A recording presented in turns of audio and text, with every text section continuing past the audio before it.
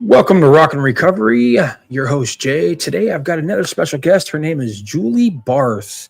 And before we get going, it is Suicide Prevention Month, 988 in the US and Canada, 111 in the UK. If you know somebody that's going through it, or if you're going through it yourself, dial that number. If you know somebody, dial their number and get a hold of them, talk to them. It's also Recovery Awareness Month, where we do recover and we recover out loud for all those suffering in silence, letting everybody else know that there is some hope at the end of the tunnel. And here's my guest, Julie. Hi, Hi. Julie. Hi. How are you, Jay? I'm doing fairly well. Been busy, but I'm fairly well. I'm hanging in there. I'm busy's good. I'm not good you with an know, idle mind, so yeah. Oh, I don't mind. Let's not talk about that because then I'm in inside my own head, and then I need like a couple of rescue lines and a person that needs another person, to yeah, get me out of send there. in the recovery group. Yeah, Yeah, it's better be a whole squad, but yeah, absolutely. I feel you on that. So tell us a little about yourself and the struggles you went through if you want to share as much as you're comfortable with. Sure. So I have had a couple things go on in my life, and everybody's got a story to tell. And mine started really when I married my grammar school sweetheart. We grew up together, and we did part ways for a bit, but we ended up getting back together. And we had our first son, moved back to the suburbs we were from, and I got pregnant with my daughter, who was our second child. And right from the get go, her pregnancy was just out of control. It was like she wouldn't grow, and they would say, like, she's 6 weeks when she was 10 weeks. And it was Mm, really an entire 9 months of we don't know what's wrong, but there's something wrong. So, if you can imagine, knowing what you're looking at is one thing. They used to say they would just flippantly, throw out things like she's going to come out and not be able to breathe, and ooh, just whatever they felt like saying. It was back in 2001, so the technology was not really there. And also Google was not there. So I would say that's kind of a blessing and a curse, because I probably would have absolutely. driven myself crazy. So when she was born, she came out, and she was only 3 pounds, but they thought she was going to be about 6. So Wow. yeah, all the life-saving technology that they used to save her at the time actually ended up like severely damaging her throat. So Mm, they lied about it, and it led to about a year of going from hospital to hospital trying to fix her throat. She had a trach, she wouldn't grow, and it was really just one thing after another. So that led to a really long 4 years before we had her airway reconstructed. And it was nice at that point because I had always wanted a large family, and my husband and I decided that we were going to add to our family, and we proceeded to have two more children. So at this point, it's four, and our youngest was about 6 months. And my husband was a trader on the board of trade, so he was under a whole lot of stress. But I'd known him literally since third grade, and there was a point where we just couldn't connect. He just wasn't acting like himself. So I said, well, go to the hospital and figure out what's going on, because he had been back and forth. He's only 34 years old. So I said, just go in, figure out what's wrong. Don't let them tell you you're okay. And within about 4 hours, we found out that he had stage 4 pancreatic cancer. oh, Um, wow. yeah. So they said, take him home, let him say goodbye to his kids. He's got about 2 weeks to Mm, live. And yeah, so after coming off of all of that with Tatum, who's our special needs child, to have, our youngest was 6 months, our oldest was 10 years old. And yeah, it led right into 16 months of, really, losing a bit of him every day. So it was caregiving to him, caregiving to my children. And when he finally passed, it was hard to feel a relief, because when you're caregiving to someone, you want them to go because you don't want to see them suffering anymore. But then when they go, it's but you you have to want them to stay reconcile. too. Yeah. Yeah, and you have to reconcile all the things that you were thinking that whole time. I had a lot of survivor's guilt about feeling burdened by him, and resenting him, as any caregiver will. I mean, it's not you resent them, but you resent being put in the place you're in. So I suffered with that. Well, I shouldn't say that. I didn't suffer with it. I boxed it, and I ignored it, and I shelved it. And I thought, I'm just going to move on, put that life behind me and start a Just whole new forget life. that, start anew. Yeah. Yeah. If I don't acknowledge it, it's not there anymore, Right. which I think we all do to a certain extent. But I was really good at it. I became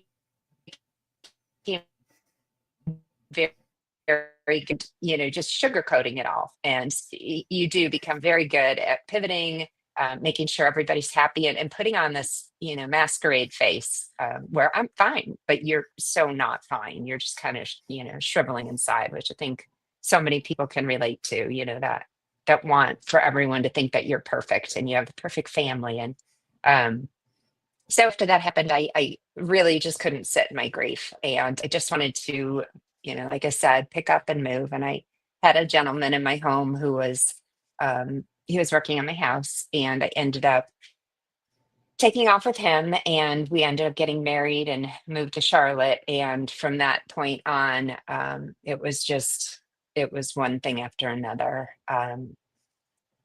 After moving away, I found out, he was just a very abusive guy emotionally, Mm. especially to me, especially to my children, which was the very hardest part.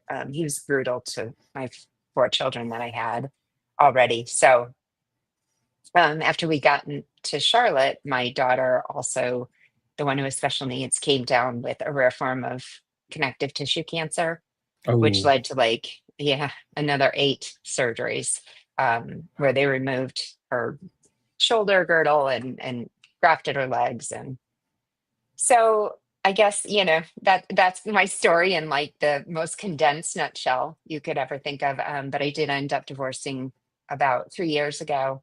And after we got divorced, I found out that, he was a heavy cocaine user. I knew that he had a drinking problem, which was apparent to everybody, but I had no idea of the drug use and just the level of lies and everything else that was going on in the home. So my mission now is to I opened up a charity, and my mission now is to help women that are in a place where they find themselves as head of household and responsible all of a sudden when you haven't worked, you have children, and just trying to get them to a place, where they have a lucrative job and a place to stay, and try and curb some of the emotional abuse that I think does lead to, patterns of alcohol and trying to numb yourself.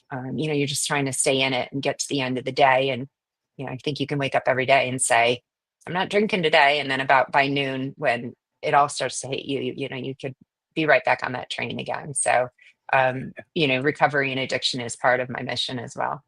so how did you deal with that trauma as you're going through it? Did you just box it all up? And like you said, if you don't acknowledge it, it's not there. But now that you're doing this, have you come to terms with it? Have you worked on it yourself? What have you done to get through that, or maybe even relieve some of it?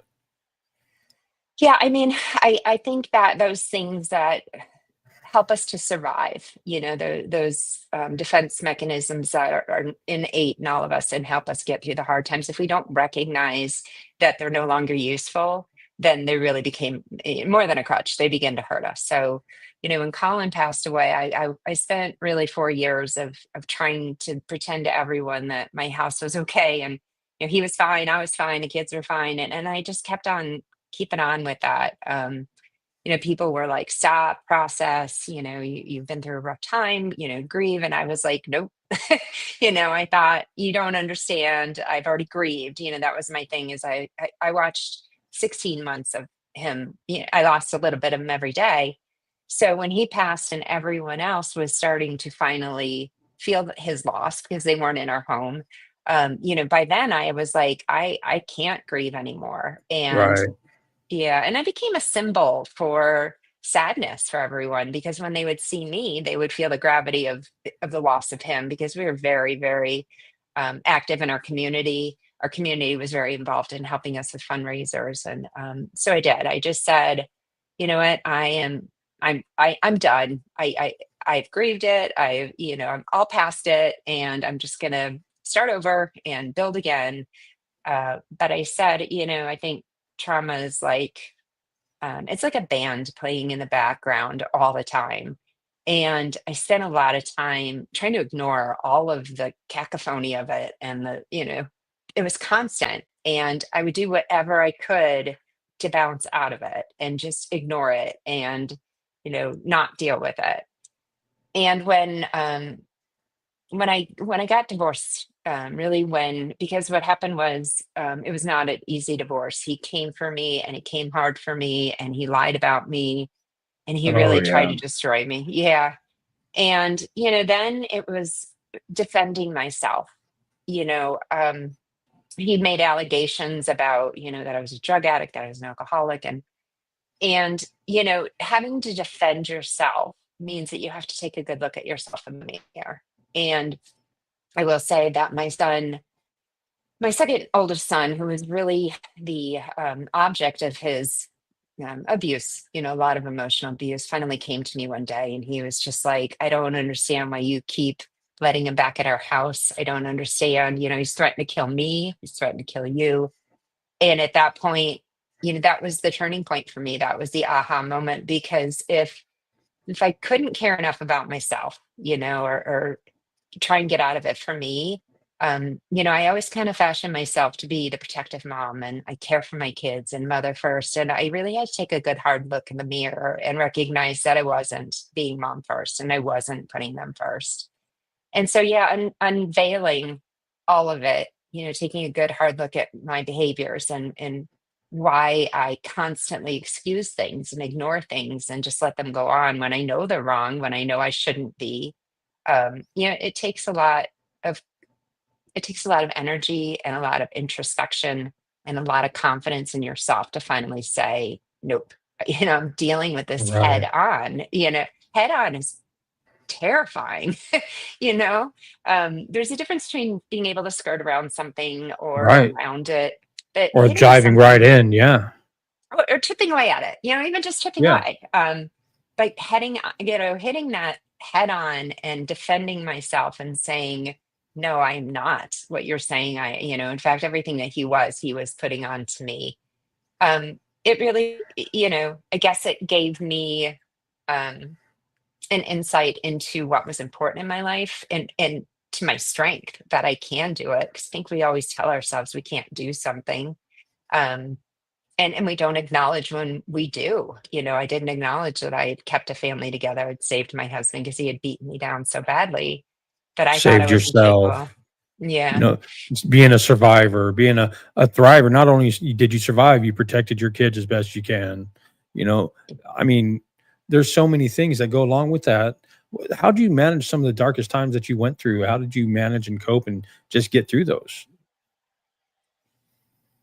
I'm not sure I know how. I guess I just always found that focus, which was my kids. Again, and I hate to say you have to find something outside of yourself, but I think you kind of do. You can get caught up in just focusing on you and your insecurities, or your lack of, or your whatever it is that you have inside yourself. But whether that means a higher power, whether that means people in your community, whether that means a cause for your children, you have to find something that you can make a difference in, and feel good about who you are.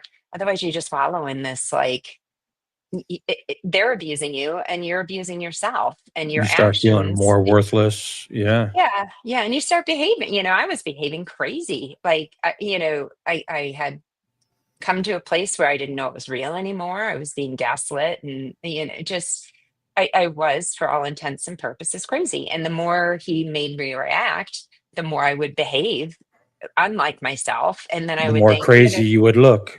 yeah, and I really did have to stop and say, like, am I broken? Did everything that I went through with my first husband and Tatum, did that break me? Am I, like, no longer a sane human? And he did everything in his power to isolate me, tell people who he was saving my text messages and sending them out to people. He was recording me. He would push my Wow. buttons. Yeah, Oh he had set wow. up a Oh, chair. to make So they would make you the problem. So, yeah, when you reacted to a certain way, that meant you are the problem. not only to everybody else, but to me too. I Yes. would talk about waking up with, like, that hangover, like, or that defeatism, like, oh my gosh, I did it again. When you relapse, anything that you And don't you want to start do. What? believing you're the problem. And Yeah. so, oh, if I'm the problem, this is the best I'm going to get. So now you feel stuck. Yeah. Yeah. And that hangover wake up, like, I failed again. If I just let him stay out, then the fight wouldn't have started. If I had Mhm. just If I paid the would have just bill. shut up, if I would have not said anything, if I would have just done whatever if I would have just not engaged, we Yeah. would, I must be the problem. Yeah. Yeah. Yeah. And if I could only fix myself, then all of my Hmm. problems will, disappear. So yeah, I think it did take, really looking outside and worrying about someone other. Again, I should have worried about myself. We all should. But sometimes if you can't find that strength to, pick yourself out of it, recognize that people that love you enough that, you know, you deserve it to them to give yourself a chance to. And I did Absolutely. have many conversations with him where he would admit, yeah, I drink too much. And he used to say, like, oh, Oh, and I'm gonna quit. I'm gonna quit because I want it. hmm. But then it got so bad that, he would say, I'm fine the way I am. You're the problem. And it just, when it flipped, all hope of anything getting better just was out the door, because then there was no remorse on his side for anything. And it just spiraled from there. So Right. So I know there's a lot of women that going through unhealthy relationships or taking the abuse and they're just not wanting to leave. How can you change the conversation around that? How can you change that to where they might have a safety plan in place, or they might have been beat, or they might have suffered abuses, and all forms of abuse ain't, the most worst ones are emotionally and mental abuse anyway. But how do you change? How do you get somebody to get ready to? How do you get encourage them to do whatever they need to do? I think as human beings, especially as women and mothers, we're caregivers by nature, and so we're always looking to make sure everyone's taken care of. So the thought of, not only am I going to fail my marriage, I'm a failure, but my children, you think of all the consequences. I'm gonna have to get a job. I won't be around my children if you're not working. I don't have a place to live. My kids are going to live in an apartment building somewhere. I won't have a car. You think of all of the negative things that can come from the overwhelming nature of having to do it all yourself. Like, Hmm. that is a very, very heavy feeling. But what I found is that I was doing it all on my own the entire time. The only thing that I lost was someone literally sabotaging every single one of my days. So it looks really difficult when you're in it, because what all of this does, what addiction does in general, any type, is it makes you hyper focused. And when you're in these relationships, you literally get to a point with adrenaline and all those things that you feel like if you do not keep this together, you will die. I mean, it's such an irrational fear. And from the outside, people are like, what are you doing? Like, it's so clear from the outside, but from the inside, you literally just feel like if you do not keep it together, um, you're going to lose it all. And, I would say to people out there, you might lose it all. But in saying that, whatever you're defining as it, I would beg to examine that those things that you think you need, the car, the house, you know, um, time with your kids, it, whatever you lose are things that you probably find out you didn't need to begin with, because whatever Right. time you have with your kids is being spoiled by being anxiety ridden and scared, and Yeah, whatever you're you not think. being with Yeah, your kids the way you you're should be. not. No. Right. So when and in the house, your kids don't care where they live. They want you No. healthy. They want to be No. happy. So I found that the very things that I was so afraid to lose are the very things that were keeping me stuck to begin with. So it takes Mhm. getting on the other side of it. And I can't promise people that they won't lose everything, but I would dare that they kind of look and think, well, what are these things that I'm really afraid to lose? And maybe look at the positives of it. Because I will say that my very, very worst day today is 10 times better than my very best day for an entire decade.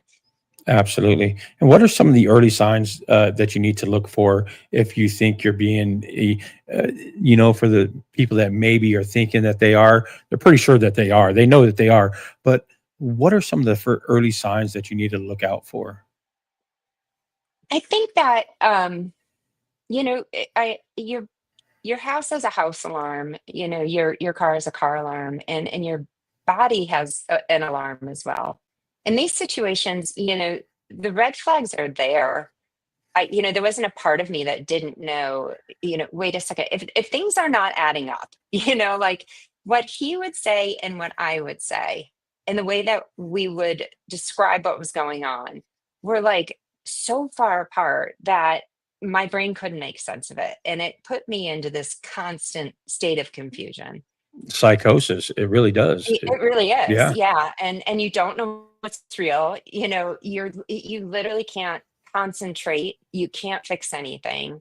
I would just say that that is your body alarming you that something is toxic to you, that it's time to get out, and I think maybe the conversation really isn't about red flags or signs. I think the conversation really is about action, because they're there. No, Yeah. there's not a single human or someone in this position who doesn't know what that things aren't right and If that you're they're questioning destructive. it, yeah, if you're If you're questioning it, even Googling, like, yeah, what's wrong with my really, and I think it's so crazy now, and I hate the word crazy, but Google the one of the biggest search questions is how do I fix my relationship?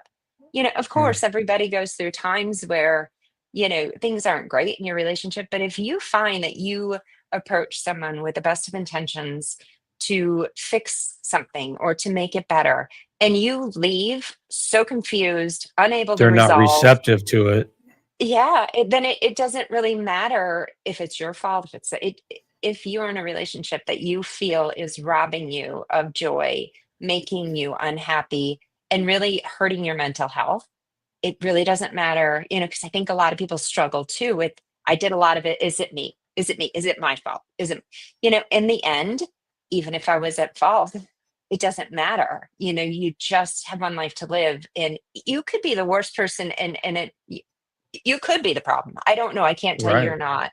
But if it is not working, you need to get out. And if you are in a Right. relationship with someone and having a relationship that looks different than anything you've ever seen before, you have a pattern in your life of people, how you relate to other people. You have relationships with other people. And if there's a relationship in your world, whether that's romantic, you know, sibling, whatever it is, if it makes you behave in a way that is uncharacteristic of yourself, then that is the relationship talking, not you. And again, Right. not blaming the other person, but it is toxic to you and you have to get out of it because it will not get better. It doesn't, you Whether you're cannot the fix it. toxic one or not, whether you're the toxic one or not, it doesn't really matter. That just the relationship isn't working. You should Correct. uh, take what you can get. Get your pack your Yeah. suitcase.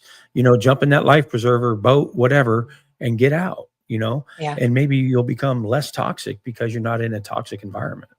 Yeah, and honestly, have absolutely no contact with my ex-husband whatsoever, neither do my children, and I pray every day that he is living a fantastic life. Like, I think that I used to fear that he was going to move on and and be happy, and it would be my fault. And I'm in a place in my life where I am so at peace that I wish peace for him too, because Right. no one should be, he was not happy either. It was a very toxic relationship for both of us. Again, there's two sides to every story, but I hope, that when two people move along, they can both find, a way to be happy and get out of something toxic. So I know you're the founder of the James Barth Outreach. What is that, and what do you do? So it's called the CJB Outreach for short. What we do is we're different than other charities. There's so many charities out there that specialize in one thing, like, oh, we'll pay your mortgage. Well, when I first started the CJB Outreach, I wanted to tackle the many problematic parts of my life, whether that's a special needs mom who can't get, the RSV vaccine that's $2,000 because they don't have the resources, or Holy shit! Yeah, or the exactly. And that's the thing is you don't know that these things are Right. out there in a car until you hit them, and then you're in crisis mode, and you're like, "I don't even know where to start." Like, I met with one woman this morning, and, it wasn't really, in my estimation, a in this outside, it didn't seem like it was, a extremely emotionally abusive situation, but she wanted to get divorced, and she was a stay-at-home mom, and she was like, "I don't know what to do." And, with some of these people, I find that all they really need is somebody to sit down with a roadmap that's not going to charge them and say, this, and this. This is what comes first. And there are so many resources out there, but you don't know they exist until Right. you hit crisis. And then everybody goes straight to the government, right? And the government's attitude on things is, well, when you hit rock bottom, come back. So you have to lose everything to get something. Right. And so we believe that if we can stop women where they're at, help support them, help them find their way here instead of hitting here, then they'll be able to soar a whole lot quicker. The statistics are that the average woman takes a decade to recover from, economically at least, probably more, Wow. from divorce. And not to throw more out there, but the average woman's life, like their life situation goes down 44%, and the average man's goes down 10%. I Wow. hate to say, men are really kind of set up for divorce. Nothing really changes in their world. They might have to go get apartment, but you're stuck. Women are stuck with a mortgage. Then if they don't have a job, I try and go get a job. And where's your work experience? As if raising children is not work. So that's our mission, kind of, is to change the thought process and mindset of what women can do and what they can't, stay at home moms and what that means to people, and the value of it, and to try and help women protect themselves. And how I does think somebody that, get a hold of you and your foundation?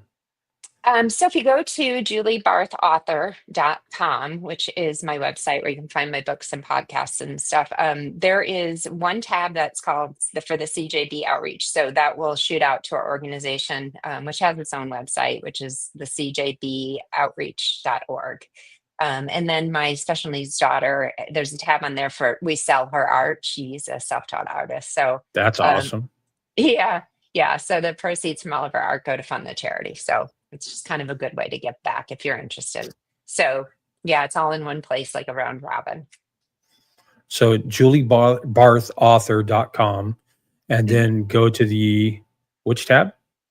At the top, there's a CJB outreach tab Okay. that will shoot you out to the website. And then there's the Hope, number 4, Tate, TAYT, but it's all there. So if you go Okay. there, yeah, there's 3 different sites, but anyone you land on will get you to the other one. So. All right, perfect. For all those people that are listening and asking me questions, yeah, I've got a whole chat over here asking me, how do you get a hold of her? How do you get a hold of her? I'm like, I'll ask her. Hold on.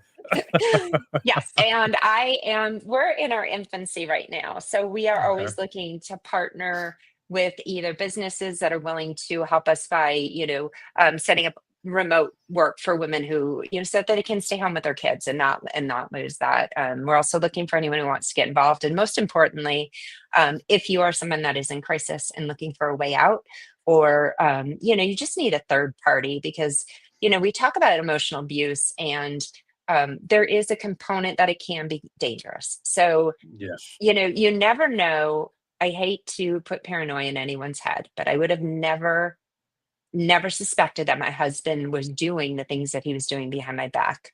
So, if you're in this situation, be careful who you talk to. Be very Party aware. involved. There's no commitment. Yeah, but there's no commitment. Reach out to me. I'm the person that mans all of the emails. Even if I don't have the resources for you, I will find them for you, and I will always be here to be a sounding board, because these relationships are never healthy. They never get better, and you will lose yourself in the process. And the sad thing is those people that are the abusers, basically, we'll just call them what they are, narcissists, Mhm. will mask themselves to make themselves look better. So it makes you look like the problem. And then they will mask the relationship. They'll put a band-aid or a fix. Oh, I changed, see, so it's not my fault. Yet they might even change a little bit just to get you back into that safe mode. And then all of a sudden they're right back where they are because they can't hide their true tendencies. They can't hide their true nature. And Yeah. And yeah. it's crazy. I was, part of my story is I was a 20-year active addict, over 20 years I was an addict, and I was in prison for a long time, but in and out for 20 something years. But uh, I got sober because I found my wife hanging. Yet I feel a lot of shit. I love this person, and I feel a lot of survivor's guilt. I feel a lot of guilt in the fact that I should have done something different. But I feel a lot more guilt because I don't like to say bad things about her, but she was a narcissist. And Yeah. so the feelings that you're going through, I had to live until she took her own life. And then it was my fault then too, you Yeah. know? And Yeah. And so I'm it, sorry you went through that. That's I terrible. am too. It's terrible, and I feel that, and I have to process, and I had to get into an acceptance mode of it. I have to accept it for what it was, and it was God's will, plain and simple. And Yeah. and as long as I look at it like that, then I feel a lot less guilt. I feel like it was done for me instead of to me type thing. Yeah. It was like a learning thing. And that's just a real Reader's Digest condensed version of my journey of why I'm here now, but so I know what living with a narcissist is like, and it's hard because you do feel like you're the problem. Mhm. You'll feel like you're Yeah. the And you problem. beat yourself up a lot, you know? Yeah.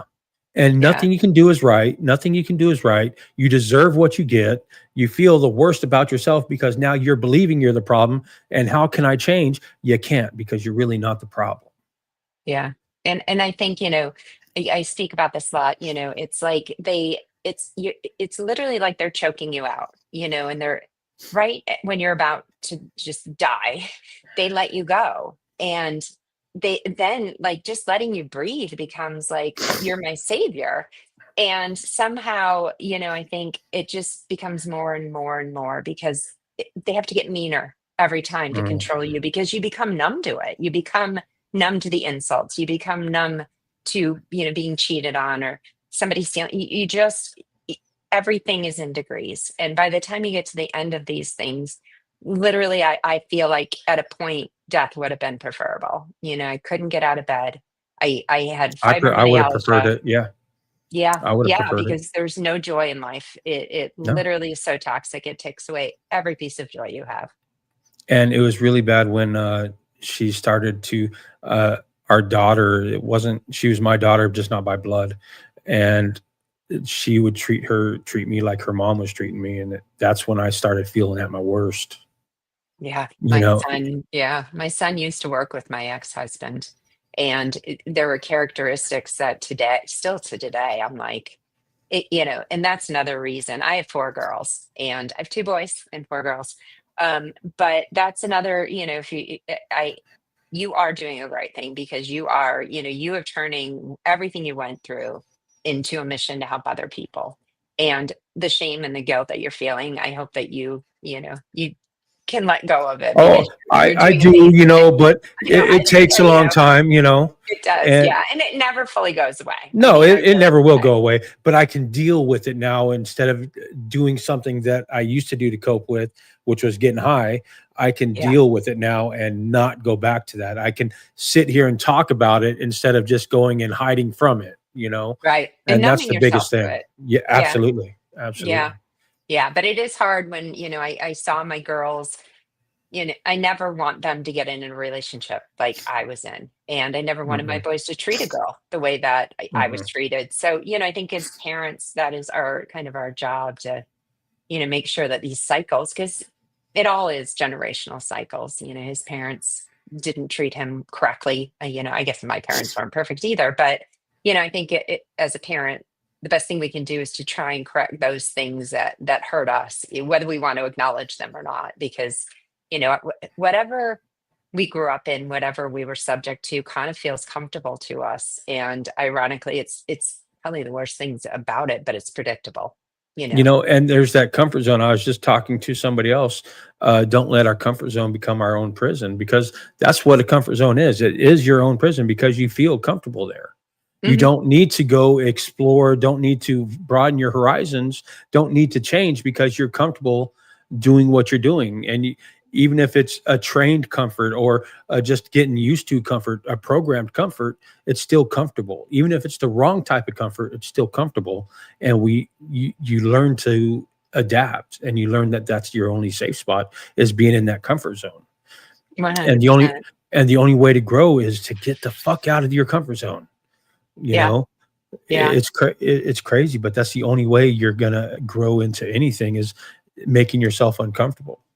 Yeah. And I And think, that whole the devil, it's still the devil. I mean, absolutely, there's no way around it. It could feel, I think that we all liked things that are predictable because we feel like we can navigate things that are predictable, but that makes them predictably crappy. it's When that you look at it that anxiety way. of it's the anxiety of not knowing what we're gonna get.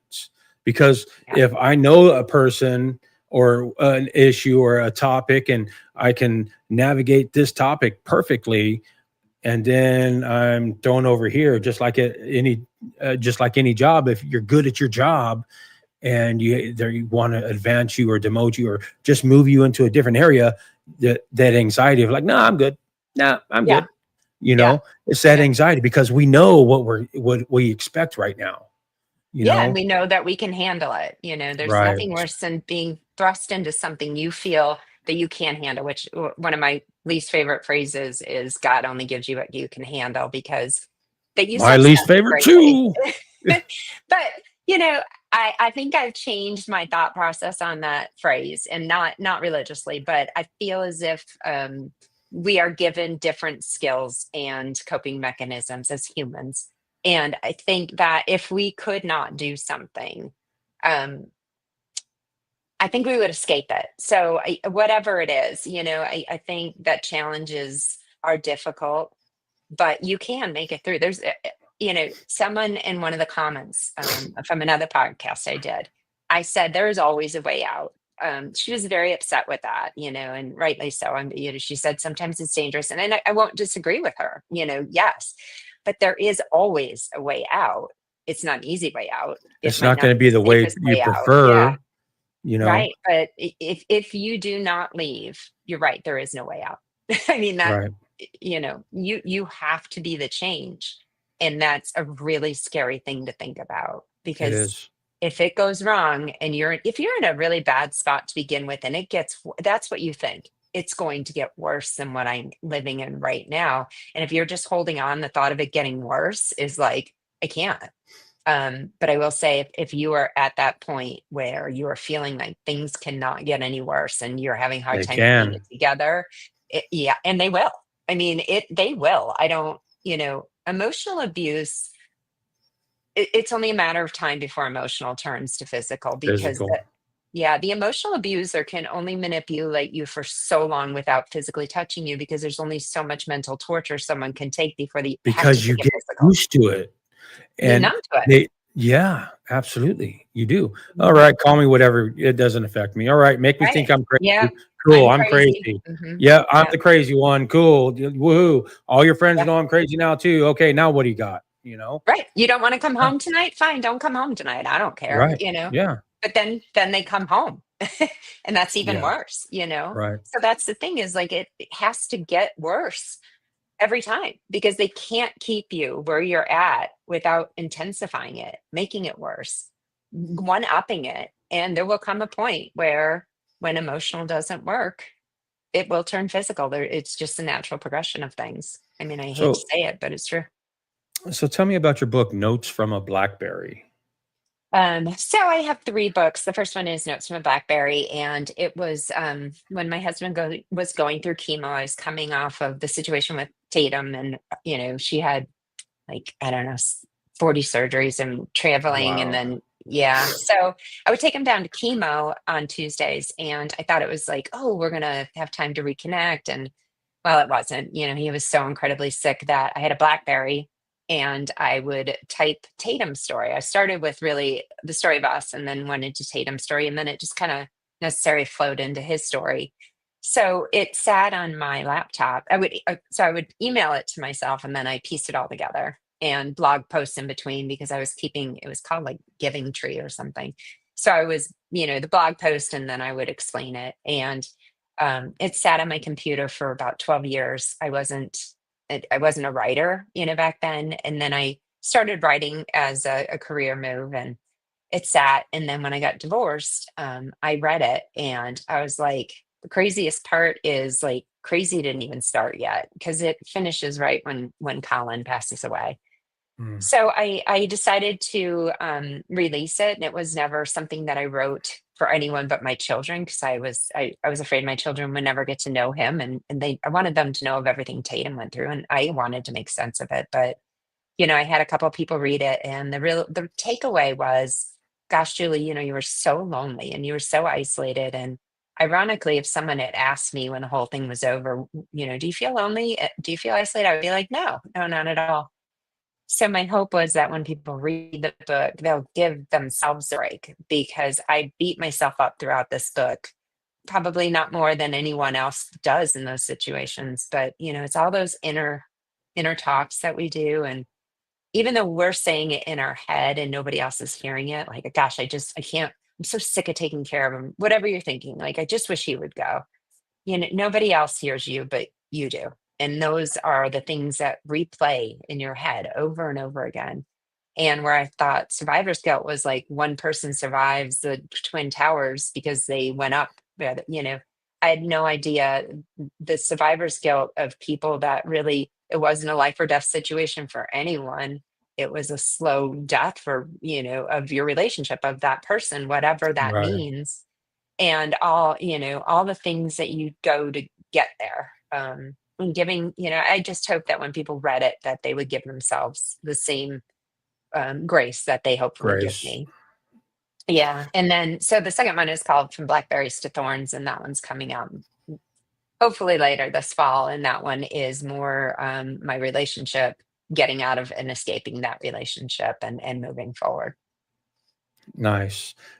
So one last question. This is what I ask everybody. If everybody that's listening, anybody that's going to see this or listen to it, what's one thing you want to tell the person that might be struggling or might be in the same type of situation or might be thinking that they're going through it? What would you tell that person? I think that again, and I'm speaking from my experience with women and myself. We're so concerned with not, keeping family together and what people will think. Well, gosh, what will people think? And yeah, I don't mean to gender label, but No, you're uh, fine. yeah, I think that if you have to stop worrying about what other people think because it will keep you in a situation and nobody else has to live your life. If people leave you and they don't believe you, because that's a big concern too, Mm, it makes no difference. The people that really love you will be there no matter what. And the people that you think, I might lose them. If you lose them, you never had them to begin with. You might think you have them, you might think that they're your friends, but you find out really quickly that they never were. So it's almost like that feeling of, I can't do it alone. You find out you were doing it alone. That feeling of, I'm going to lose family, I'm going to lose friends. You they never had already them to lost. begin with. You never Yeah. had them to begin with. So, don't stay stuck because you're worried about what people think of you, because that does guide so many of us. I don't want people to see who I am. I don't want them to think less of me. Um, and especially as pleasers that most of us are, the thought of somebody thinking that you're a bad person is just Mm, like, I remember that being the worst thought I could have. But if people do think I'm a bad person, they don't know me. already And thinking it. yeah, well, and they don't know me. So the Yeah. person that they think I am might be a bad person, but that's Right. not who I am. So, define yourself. Don't let other people define you. Yep. And be the change you want to be. Yeah. That's one of my biggest things is be the change you want to be. And Julie, I gotta say thank you, Pete, versus that Pete anxiety, because he's the one that recommended He, I go for you. He's awesome. Pete's he awesome. is awesome. He He's one he of my got me favorites.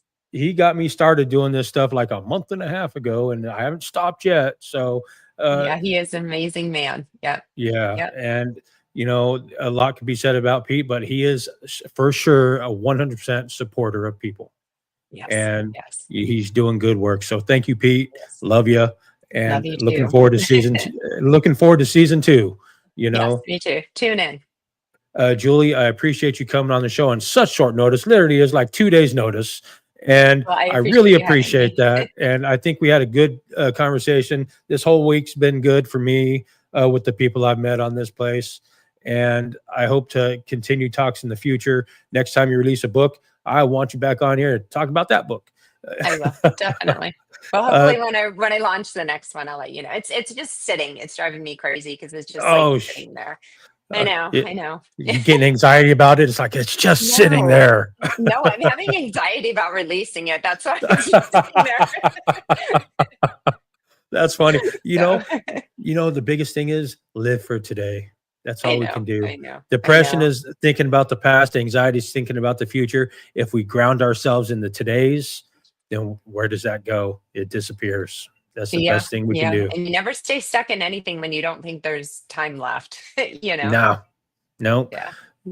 I appreciate you coming on here again. Like I said, thank you for coming on here on such short notice. Yeah. And unless you want to touch on anything else, unless you have anything else you want to tell anybody out there. I don't think so, but thank you. And thanks for doing what you do. You're doing amazing work. And hopefully, together we will reach people that need us. So Yeah, another one of my best saying is we're stronger together. So we're stronger together. Keep rocking your recovery, that, whatever that looks like for you. yeah, nothing And can be further from I mean, nothing can be stronger truth than that. yep. Thank you. Again, thank you. And that's our podcast for today. Keep rocking your recovery. Till next time. Thank you, Julie. Thank you.